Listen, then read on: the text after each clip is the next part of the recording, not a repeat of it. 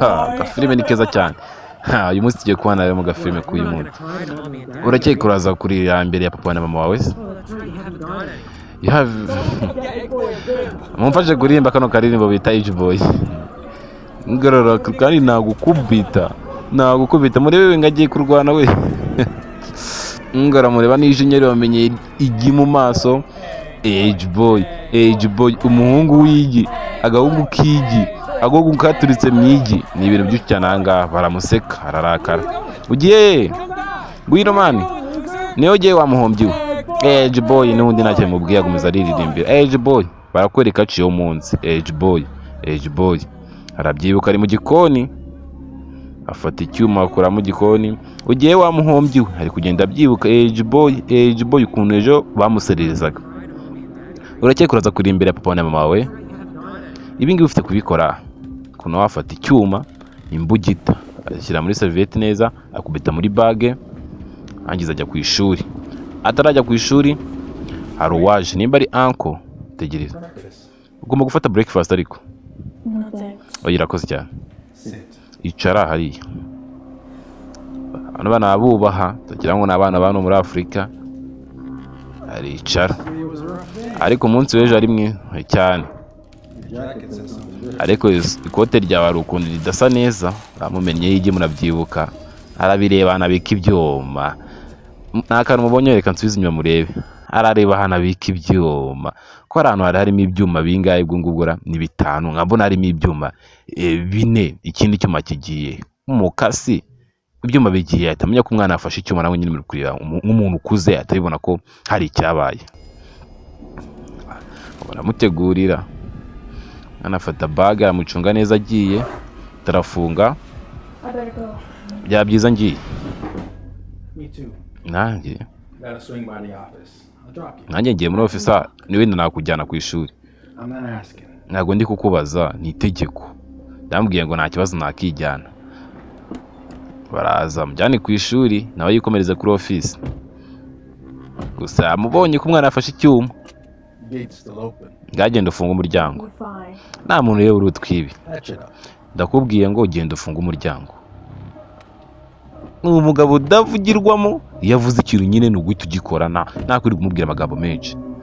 Undi abandi bo bagabo umuntu abakeneye. Yabonye ko umwana afashe icyuma areba bag. Maso kwishitwa ku ishuri. Reba Age Boy ngo yaje afite icyuma. Afite icyuma arababona hari agahungu kagiye gakora usanya ubukobwa bwose bwo ku ishuri bwiza bwa doyenne n'undi bukobwa bwose bwiza bwo mu kigo. Araza ari kwereka za video yamufasheje bamutera amagi. Akuramo icyuma aragishaka. Icyuma se kigiye. Baracyari kuri video. Abonamo agapapuro kanditseho ngo you don't need a whistle. Ntabwo ukeneye gukoresha igikoresho. Niba ari ndawa kanditse aranga Age Boy yahageze we. Urakika ibi nibikiri gusoma ahita se ugiye Gwino man dusangire karanje kamureka ataragaruka hano mu rugo fast yirukanka yanarakaye azakuno kwangu. Ibi nibiki wakoze ibi ngibi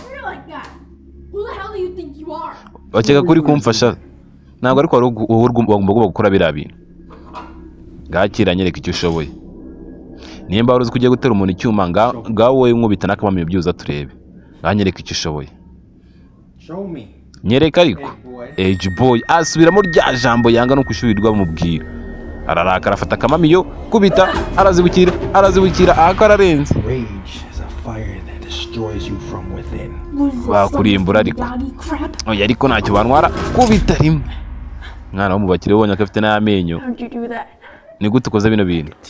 Nakwigisha nimba ushaka kwiga. Akararenze urabona ko ari umugabo urenze ni umusaza ariko ararenze.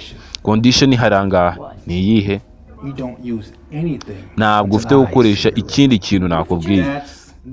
Ntabwo ndi kudiringa nawe ari kuvuga yes cyangwa oya. Nimba ushaka ko nkwigisha nganyigisha. Turatangira mu gitondo. Barakwereka mu gitondo hageze amabuye wapi. Yicaye hano n'umugabo z'ubwenge afite imibare yize karate atera igi. Iyi filime dushaka twite Age Boy. Nta kibazo twite Age Boy. aramwigisha bafata gutya ariko bagira gutya, atangiye kumenya gutera ingumi zihuta kandi nziza cyane.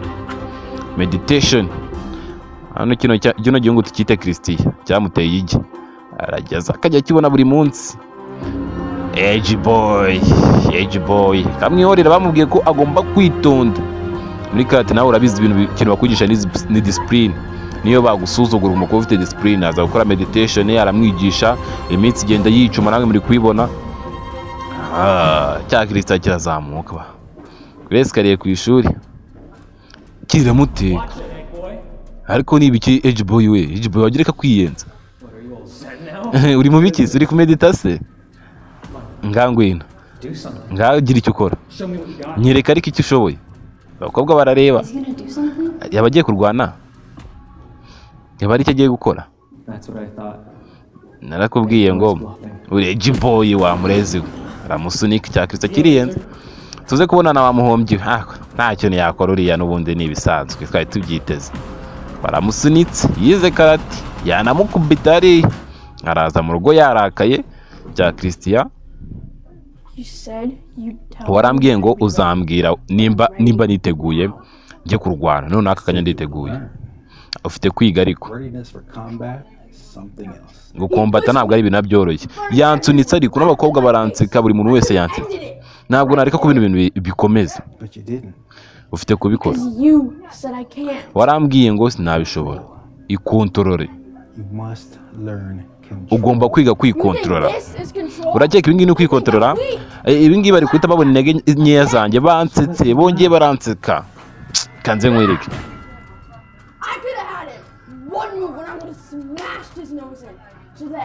Baramfotoye, bamfata amavideo, bari kunyangiriza ubuzima, bari kugenda banyibutsa ibintu bankoreye. Nakubwiye ngo njye nditeguye. Ntabwo uritegura ariko nditeguye ariko. Ngwino nkwereke. Ngwino nkwereke wowe wanyigishije ko ibintu wanyigishije nabifashe. None usanga narabifashe, rero mu burenganzira ngiye gukubita cya Christian. Twakise Christian. Mwana aratera barazibukira. Urabona ko umwana nawe yatangiye kubimenya. Cyanara gifite ingumi wagira ngo ni amatopito. Tera umugeri, tera boy baraboroka. Metre. Mwana arabizi. Nakubwiye ngo nditeguye. Ufite imbaraga, urabifite by'imbaraga uzazifite. Gusa uri impumyi, umeze nkaho nyine uri impumyi, ntabwo ubasha kwikontorora. Ntabwo unyemerera ko ngenda kurwana nawe. Mbwira ariko mani ngende yizeye. Wapi? Nari mbizi. Warambeshye igihe cyose. Ukeka ko ibintu byose nkubwira rumba nkubeshya? Nyizera ariko ntabwo ukwiye kurwana. Uzarwana. Nako nararwanye. Papa wanjye yapfuye nkiri muto. Mama wanjye nawe ari kumubwira nyine inkuru ye ya kera. Naramwangaga cyane papa wanjye. Umunsi umwe yaramfashe nyine